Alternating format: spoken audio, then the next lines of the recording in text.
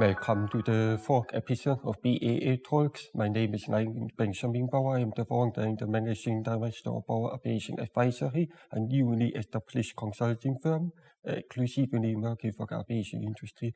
Today is my great pleasure to have Aya Sadder as our special guest today.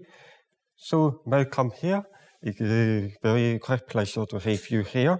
Now I would like to ask you, can you tell me more about you as a person? Yeah, sure. Thank you, Linus. Thank you so much for having me. It's a pleasure to be here. So my name is Aya Sadder. I'm the founder of Bolt. Bolt is the newest, I would say, agency for entrepreneurship in MENA. What we're doing is we are creating hackathons, workshops, as well as accelerator programs for corporate partners as well as public sector partners. And our intention is to bring in the new age of entrepreneurship to the region. I've worked previously with a couple of big partners like Google and Techstars, and what I've tried to do is advance the models that really worked globally and try to localize them here in this market, and then hopefully expand out beyond the UAE to the entire MENA region. Yeah, it's very inspiring to have people like you in aviation as well, and we many appreciate as well to have an inspiring woman be part of the aviation landscape as well. So when we are going more into your personal insights, can you maybe tell us, where did you get the kind of entrepreneurial spirit? Yeah, sure. So I'm a graduate of Babson College. Babson has been rated ranked #1 entrepreneurship school in the world for almost 20 years now, so 2 decades in a row, with a lot of support from the international community to keep this entrepreneurial spirit alive as well. While I was studying there, you don't really have an option other than to graduate with an entrepreneurship degree because it's embedded within every single course. Mm. And having met so many amazing, inspiring entrepreneurs around the world, it was just, when I came back to Dubai, I immediately wanted to work with my family business. But, when you, I'd say, taste entrepreneurship, it's really hard to go back and work in a corporate job or to work in a brick and mortar type of business. So I really, I started from zero when I came back to Dubai, and I built my way up in the landscape of entrepreneurship. So I would say definitely the spirit did come from my studies, but also from my father, who is an entrepreneur himself, and also built his business from scratch. So, when I look at my dad and he's, enjoying his life and he's, making, let's say, very useful relationships with people, it's really inspiring to be a woman as well, to have the opportunity to also go into to follow his footsteps. So I think one thing that I would definitely say is the combination of a great education as well as inspiring role models around me constantly. It really was a no-brainer that I wanted to follow within his footsteps and become an entrepreneur myself. Yeah, when we are talking about you be the public speaker as well, how did you gain that kind of confidence to become public speaker, speaking in front of hundreds or thousands of people in some case? How did you build that kind of confidence? And did other people play part in the whole to contributing to this? Or just tell us, how did you get that? Sure. Well, it was a bit of an obsession, right? So my first public speaking experience was horrible. I remember standing in front of, I think it was just a classroom. It was about 50, 60 people sitting there. And I came up and I started to present. I didn't prepare. I mumbled and I just walked out. And I always repeat the story to students because I want them to understand that what starts off as really bad can turn into something really great. But it's the persistence and I would say the consistency on working on something that's really going to get you to your goal eventually. So I did 2 things. I asked a lot of my teachers to support me after class in teaching me how to public speak. And the second thing was I watched a lot of TEDx videos. I know it sounds kind of cliche, but the best way to really become passionate about something is to watch people who are being passionate while doing it. So it's really interesting when you watch a lot of TEDx speakers, they always have such an incredible story to tell. In my opinion, I still think that in the future I would do one more TEDx or maybe more than that, but it would definitely be around life experiences. A lot of what I shared in the past was about the future, about technologies, about startups. But what I really want to focus on in my eventual TEDx is talking about my life story. So I think public speaking really started off for me as, this is an opportunity to really challenge the things that I was weak at and to become better at it. But then I started to really enjoy it. And that's when I think opportunities, speaking in front of 2,500 people in Rome on stage, that came up. So those are, let's say, the eventual benefits of really pursuing my weakness and turning it into a strength. Yeah, that is very inspiring, and we all know everything is learning by doing. We learn from the mistake and make it better of this in the personal life or in the career life. That is all these things which are shape us to the future. Yeah. So before we come more or digging deeper into aviation, I would like to ask you, based on your introduction and based on what you have said so far, we come to the conclusion you have developed an illustrious career center about supporting entrepreneurs and startups. But can you maybe tell us how did you fall into aviation? Yeah, no, that's a great question. So when you work with startups, you work with startups across every industry, right? So you work with fintech and health tech and edutech, and aviation was something that always remained a mystery, right? Having grown up in Dubai, I would say Emirates Airline being the best airline in the world, voted by many publications, many newspapers, many editorials worldwide. It was always a point of interest for me to see how do you turn this giant, I would say this big bear into something entrepreneurial. So, we always say that the slowest people in the industry are the biggest corporations. And there was an opportunity to basically walk in and start creating a test bed for innovation there with Emirates Airline and their partners. And a lot of the feedback from the community was not great, right? There was rumors that we were greenwashing, that we were doing things that were not going to be great for the startups, and we were just doing it for show. So I remember I set out on a journey and I asked my team, I said, if you trust me to really build an innovation culture for you, you need to allow for me to do what I want. And trust that I will deliver for you that innovation that you're really looking for. And today, Intilaq, which is the aviation hub that we developed around travel and tourism, is globally known.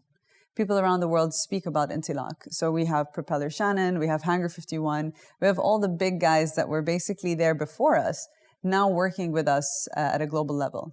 We have startups coming from Israel, from Berlin, from New York, from all over the world. And the objective is, I want to show Emirates Airline that my startup idea is innovative enough for them to actually POC with, right? To create that proof of concept with that startup.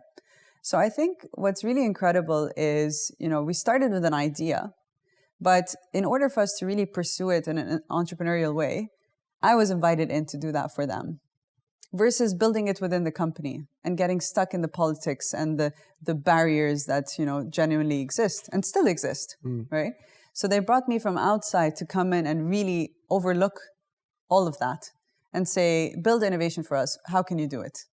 So I think it was a really great challenge for me to enter aviation. I learned a lot from some of the best people in the industry. Ahmed Safa, head of engineering, Adil Rida, the COO of Emirates Airline. You're sitting with some of the most incredible minds and you're challenging the status quo and you're presenting to them. So the opportunity to really execute on something was taken very seriously, all the way up to His Highness Sheikh Ahmed bin Saeed Al Maktoum, also looking at some of these projects that we had developed. So I think the power became in the network that was interested in these ideas. So that was my journey over the course of 4 years in aviation. Yeah, it was indeed a very exciting, of course, a challenging journey as well, but at the end of the day, it has paid off to be part of aviation as well. And when we are looking back at the past 10 years, we have seen ultimately growth of the entire aviation industry. But right now we are dealing with the COVID-19 issue. And the entire Middle East has been compromised by COVID-19 as well when it comes to aviation, with the hub and spoke system, with the connectivity through Dubai or other airports in the Gulf. How will you characterize the impact on aviation by COVID-19?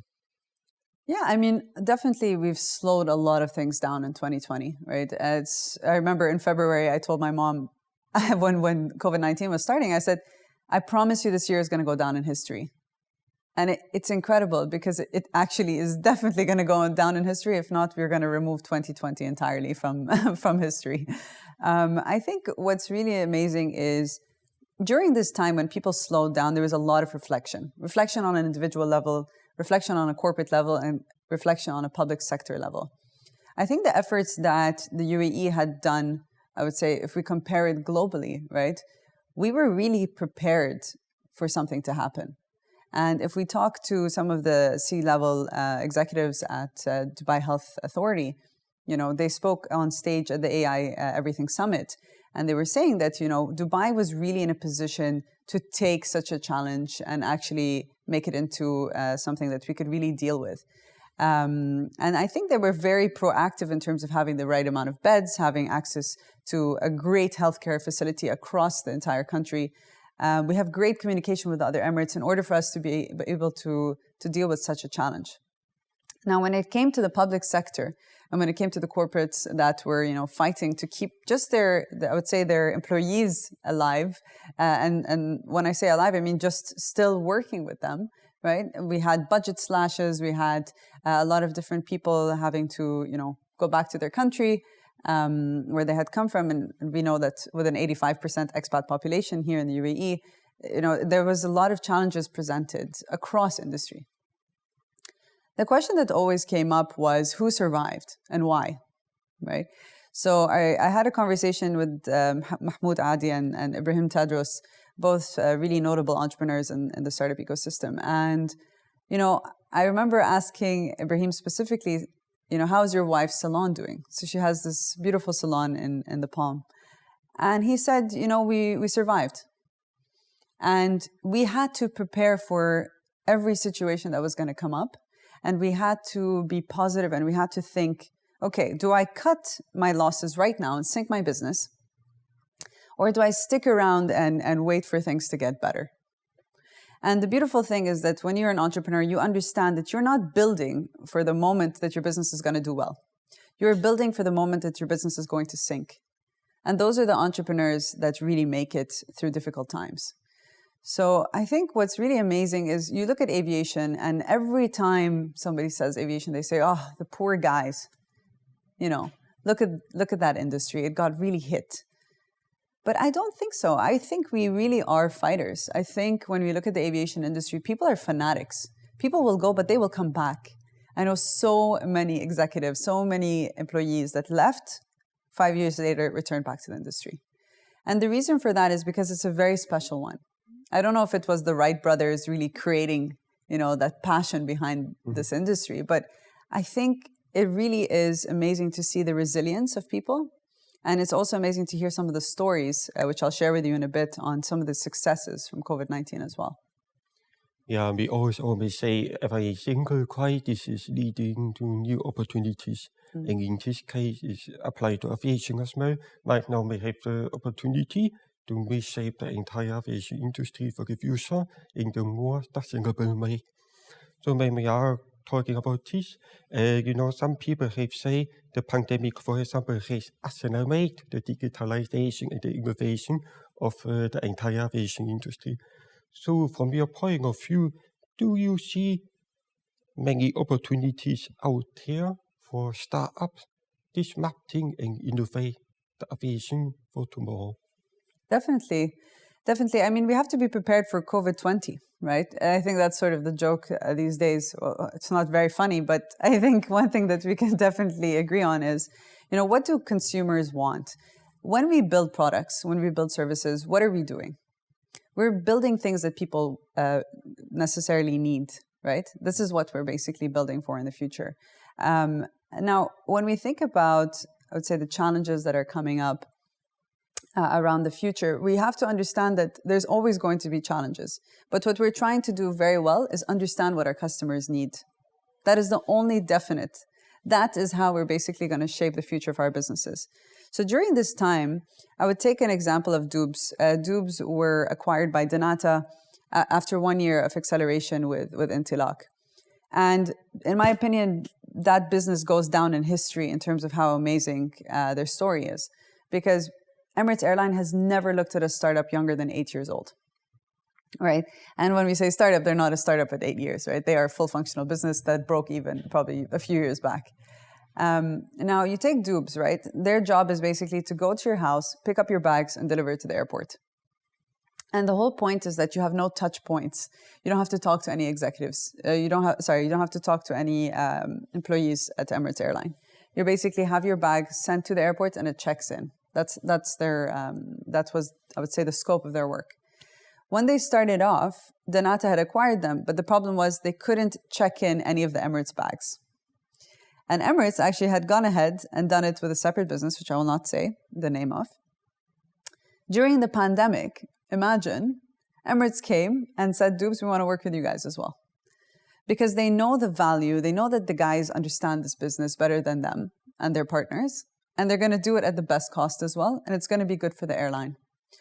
That was one thing that I would say that was incredible from the startup side. The second one was, how do we get people to also do their PCR test at home, get the results, have their bags checked in as well? Now, what you're basically doing is you're increasing your revenue by a little bit because you're also adding in the cost of the PCR test on the customer. And what you're doing is you're encouraging them to fly with having a secure PCR test, a secure check-in for their bag, and an overall happiness, I would say, increase in their ability to travel, right? So they really shaped their business model around supporting people who wanted to travel during this time. And I think that's one of the greatest things that this business was able to do during this time is listen to their customer, understand what can I do to make your lives easier and better. And that's an example of a startup that I'd say really swung the bat in COVID-19. Yeah, I fully agree with your point on the customer-centric approach, that we need to understand the customer needs and the preference better. And the entire customer journey has to be also redefined and reshaped with the help of the entire ecosystem below aviation. So when we are looking into this direction, it is all about gaining the confidence to travel again. How do you see the importance of accelerators or incubators in contributing to the increase of air travel confidence? Definitely. I think it's very important for us to understand that startups can move a lot faster than corporates. The reason for that is because they have smaller teams, they're more agile, they're more flexible, they understand how to create a better dynamic for everyone. And they're constantly talking to their customers, right? I don't want to say that the big airlines get lazy, but the thing is, it's not their priority as much, right? Their priority switches into things like branding, right? And marketing, that they are the best. But what startups do really well is they try to understand what are customers craving for now? What are they craving for tomorrow? How can we build that? How can we test that, right? So at Bolt, for example, we have a methodology that is build, operate, learn, and test, right?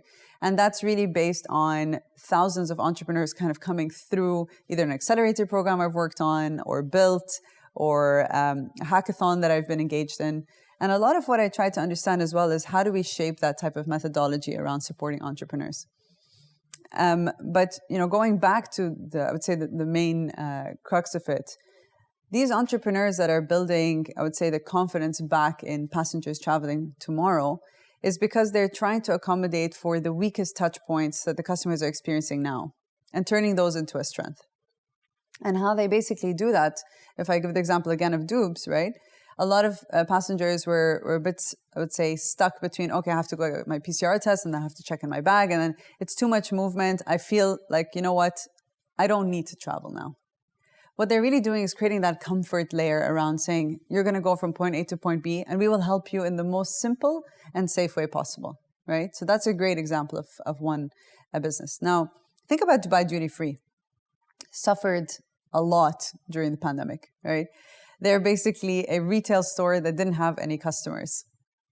So we take an example of a company called Bonflight, who Hung Bose is the CEO of. And they went through Intilak, I would say, a year or two ago. And today, Emirates Airline invited them back to do a proof of concept, which is a very powerful thing because they see the need for people to stop shopping in the physical stores, but to just go in and actually purchase some of these items and get it sent to them at their destination. Now, you take the example of these guys who are basically innovating in this crisis, and the first thing that comes to mind is, okay, there is an opportunity for us to understand that Dubai Duty Free cannot do that on their own, right? That's not their core business. But take a company like Bonflight, who can really save the day in terms of offering that to the Dubai Duty Free in a seamless capacity and to offer an agreement that works for both parties. So, it's startups like these during this time that can really support the industry and support customers as well. Yeah, we are talking about the pandemic and COVID-19. It has made the foundation or increased the importance of having partners on your side, specializing in several areas to make basically your life easier and to maintain your focus on other areas. In the meantime, your startup are taking care of your parts of the business. I think when we are talking about now back to another topic, better female innovation. You have enjoyed a very successful career as public speaker, and you are one of the drivers of the Dubai startup ecosystem, specifically for aviation as well, as a movement specifically in the Middle East. Who has been your biggest inspiration? Did you look up in among specific movement, or who was your main inspiration to become somebody like you today? I mean, there's a lot of women that I find to be very inspiring. I think one thing is maybe when you have a more strong personality, you do definitely look towards the women who are strong but soft, right? I would definitely say Rania Rustum, who's the Chief Innovation Officer at GE, who I had the pleasure of working with during my time at Intilak. The first time I saw her on stage, I was in awe. I just kept thinking, what a powerful but eloquent woman who has such incredible value to offer in terms of the information she was sharing with everybody. And I remember the first time I saw her in person, I told her about how much I admire her confidence and that I would love to learn more from her as we got to work on Intilak. And she really was a huge support for me and still is. Fortunately, she is one of the advisors in my life that I get to speak to quite often. So I think, really surrounding yourself with people who know what they want and people who are very confident in understanding what they can offer and how to do it in the right way as well. So I think, I would say definitely Rania Rustum is a huge support, especially on the aviation side when I was working with Intilak. I can name a few others. I would even go back to the entrepreneurship ecosystem and quote Najla Al-Midfa. Right, so Najla Al-Midfa, I'm sure we're all aware of her. She is the head of Shira, and also a very strong Emirati woman who's very open-minded and has a lot, I would say, she gives back to the community, not just to women, but to men as well. And she's very, very well respected across the industry. So I think it's very important to understand that confidence, that attraction point you have to a person is because they are so comfortable being themselves. That's where I would say a guiding light comes from. And it's that ability to know that whatever you're doing, it's not because you're forcing it, it's because it feels really great to do it. And I think those are the types of women that I really admire in any industry, to be honest with you. But those two specifically, because I've had the pleasure of working with them. Yeah, so when we are talking about the startup landscapes, when we are looking at other industry like healthcare industry or cosmetics and fashion, we see a lot of women be involved in startup as founder or as CEO. But when we are looking at the startup landscape in aviation, we see a lot of startups are found among by men. In your opinion, what should be done in order to get more movement or convince the woman to become the CEO and the founder of startups in aviation, which is the very heavy male-dominated industry today? Well, that's a very good question, right? The question we also have to ask ourselves sometimes is, why are more men drawn towards aviation, right? Is it because there are more men there? There are more stories about incredible men? Is it because there is a genuine interest in engineering more from the male side? Is it because men are less afraid to fail, right? There's a lot of questions around this that I would say become a little bit philosophical, right? People always lean towards, I would say, on the academic side, towards the things that they're comfortable with, right? I remember there's a very powerful TEDx that I watched talking about how, one woman was teaching a coding class, and half the class were women and the other class were men. She went around, she's looking at everybody's laptop, and she stopped at one of the girls. And she said, "Open your screen for me," and it was blank. And they had been in the class for 30 minutes. So she said, "Why is your screen blank?" And she said, I'm not sure if I'm doing it right." She pressed Control Z about 40 times. And she realized that the woman had been coding and coding and deleting and coding and deleting and coding and deleting. And she said, why don't you just put something out there and let's just test with it? And she said, "I want it to be perfect." Perfect doesn't exist, but good is better than perfect. And a lot of people really miss out on this. And a lot of women as well strive for perfection. But just doing it should be the philosophy that we teach young girls. And when it comes to engineering, it comes to coding, there's a lot of failure involved, right? There's this fear that we're creating for women that if they're not perfect, then it's not good enough. We really need to reverse that culturally, especially in the Middle East. And this ability to feel that a woman is in control of her decisions, right? That comes from building her confidence. More often than less, a woman is told that she's not good enough to do something, right? Versus men, who we keep telling to keep doing it over and over again. It's a cultural problem. So when we look at people going towards specific, let's say, academic areas, it's not, I would say, a coincidence.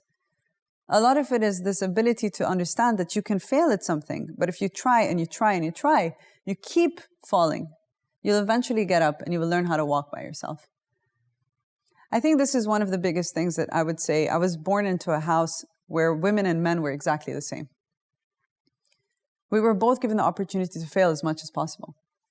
So I think this is the type of thing that I would love to push more women to do. That's why I believe in women in STEM. That's why I push for hackathons so more women can get out there.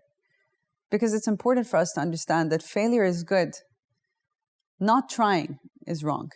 Okay, when we are talking more about the future of aviation, where do you see the technology and the startup play the very important role for contributing to aviation? If you see any specific areas, might be security, might be safety, might be commercial, operational, where do you see the greater importance of technology and startups in the future? Definitely. I think right now what's top of mind on the marketing side, if we were to gather enough information from people, it's safety, right? A lot of the times we're hearing stories from people that they flew to their parents, they took COVID-19 with them and they infected them, right? And a lot of people are just worried that if I'm about to travel, am I going to infect somebody else, right? The idea that you're going to get it in the air, I remember you shared an article saying that less than 1% actually, can contract COVID-19 in the skies. It's usually when you're coming from a certain destination or once you've arrived in another destination and you've contracted it somehow. So I think it's really important for us to get a lot of startups to start thinking, how do we increase, let's say, the safety in the minds of passengers so that they can start to fly again? So I think a lot of startups are going to be focusing really heavily on that, however they can, right? So I would say one of the coolest innovations we saw in the middle of the pandemic, amongst many others, but this one in specific, maybe because I'm a woman, but it was basically this thing where you spray onto a surface, and as soon as you spray onto it, it completely clears of any bacteria that's on the surface, and it does that for approximately 24 hours. So I think there's incredible innovation that's happening that we're sort of seeing in different parts of the world that can really support and regaining the confidence of people. So imagine spraying that on the surface in the plane before passengers come on board. So I would say that the one area that we can definitely look at, apart from the innovation of spraying a surface and creating it bacteria-free, another area would be definitely in terms of, if we look at Doobs again, delivering your bags to the airport, things that are basically going to reduce the friction on the travel customer journey. It's funny because when we started Intilak, the first marketing message we had was, how can we make travel better, simpler, or more exciting? Right? Those were the three metrics that we were looking at back then. And they've since then introduced Dubai Future Foundation's Emirates Airline vertical.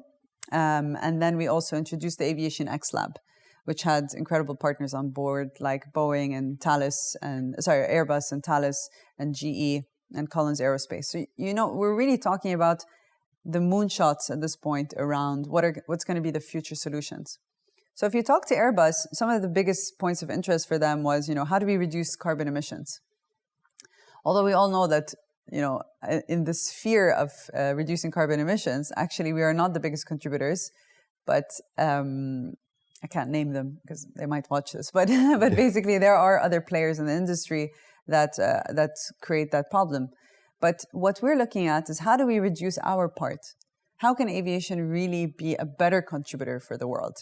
And I think it's confidence restoring for the people to start flying again, but it's also really focusing again on our goals. What are the things that aviation has to focus on the moonshot level, but also at the travel customer journey level as well?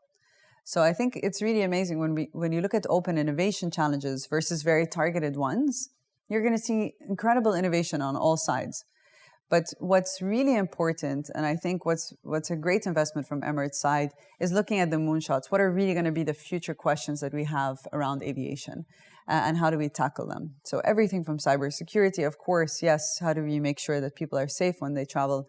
How can we ensure that people are also, let's say, maintaining social distancing? How do we ensure that people are, again, it's not like with a disease on board that everything else has gone away, right? So like terrorism attacks, right? So these are things that we still need to prepare people for. And that's what we really need to prepare our internal teams for, is how do we deal with all types of problems? So I would say definitely, and what's coming next is making sure that, yes, we are focusing on the problems that are in the next 5 years, but on the moonshot level, let's really focus on what's going to happen in the next 50. Let's really prepare for anything that can come in the future. And that's something that Dubai does and has always done, is really prepare for tomorrow and what's going to come next. When we are talking about the circulation of the vaccine from next year on in many parts of the world, we know some countries have been discussing how the future of air travel might look like, how the future of the reopening of the borders might look like. And there is something which is going to the direction of biosecurity to obtain the health data potentials, in addition to the data of the potential general data. How do you see the future of the startup ecosystem or the landscape in terms of biosecurity for aviation? That's a great question. I think one thing that we can definitely rely on is cross-pollination of information. The startup ecosystem is very connected, from Dubai to San Francisco to Berlin to wherever you want in the world. It's incredible to see how fast we can share information on certain things that are happening. And I think one thing that we're definitely going to look at in the next coming, I would say, years, is who's going to come up with the best innovation and how can we spread that across the globe as fast as possible, right? So when we talk about biosecurity, we are really going to be focusing on the best R&D labs in the world that are going to be tackling these questions, and then seeing how we can then localize it in different markets as fast as possible. Why startups are important is because of speed, flexibility, agility, the ability to connect the dots as fast as possible everywhere. So I think one thing that we're going to be seeing over the course of the next few years is some of the best minds in the world tackling these types of problems and trying to come up with as many solutions as possible and seeing what's really going to stick at a consumer level. An idea is nothing without commercialization. So I think it's really important for us to involve, I would say, the human in all these elements around these questions that we're trying to tackle. So it's about seeing who's really going to come up with the best idea and implement and test it as fast as possible for us to see if this is going to be something that works. Yeah, that is a very important topic which has to be addressed to the entire aviation system as well in order to move forward into the future and make air travel safe and secure again for airlines, for passengers, for airport, and even for the governments of the countries. So when we are coming to the final question of the session, we have seen a lot of other industries like car manufacturing or healthcare industries. They have been working very closely with a lot of startups. They have a very strong startup ecosystem, very well built over the last 10 years. But when it comes to aviation, from my point of view, we are somehow missing some parts, or we are not having a very proper startup ecosystem. So what would be the priorities for airlines, airports, and suppliers, and even the governments and the startups to move forward into the future to build up a very big, and efficient startup ecosystem?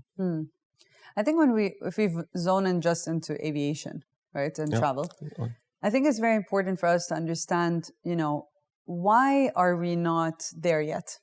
Why are we not able to really connect the dots globally? Which is ironic because of the point of a plane is to travel all over the world, right? I think the one thing that we need to understand is, are we investing enough into R&D, right? And are we able to turn around things quick enough? So if we look at the regulations in the aviation industry, it's very strict. Things cannot happen within the course of 1 year or 6 months. To get any approval to come by, it takes about 10 years, right? So we have to go through many testing opportunities to be able to really solidify whether something is good or not, good enough to even go up in the air. Imagine COVID-19 had to go through the aviation regulation. We would be 10 years waiting at home trying to decide whether or not we are going to be able to do anything. So I think it's really important for us to really get the regulators on board and to reduce the testing time around many questions. I think if we really want to be able to have a more innovative aviation industry, then we need to start involving all the stakeholders simultaneously, from the regulators to the private companies, to the government entities, to the passengers as well. Getting all the different stakeholders to really communicate on a more frequent basis, right? I do definitely think we have a lot of, in terms of the infrastructure to be able to allow for us all to communicate together, it's there. But the question is, if we want to get to a point of innovation, we need to start really investing in that a lot more heavily. If we look at countries like China versus the UAE, right? China has a huge opportunity to start innovating further. But the problem is it's such a top-down approach. Whereas here in the UAE, we're doing it in the opposite direction. We're trying to involve everybody from the point at the bottom to go up. So I think it's really important to understand as well culturally when we talk about aviation, every single country is dealing with it in a different way. How do we really standardize that approach? How do we get that communication layer to go across the globe in a way that helps and benefits everybody? Because at the end of the day, if I'm traveling from Dubai to China, I'm coming back from China to Dubai. So we need to think about how we're creating that cross-collaboration and that cross-country collaboration in a way that helps everyone. Yeah, that is a very important point you mentioned. It's all about the culture, it's all about the people. In order to gain the efficiency and make things happen, we need to come closer because we are living on the same planet. And that is the biggest chance right now, because of COVID-19 as well, to make the world a better world for everyone, including aviation as well. Aya, it was a very great pleasure having you here. It was very inspiring to hear your stories and to learn more about the startup ecosystem in aviation. Thank you. Thank you. Thank you so much, Linus. Thanks for having me.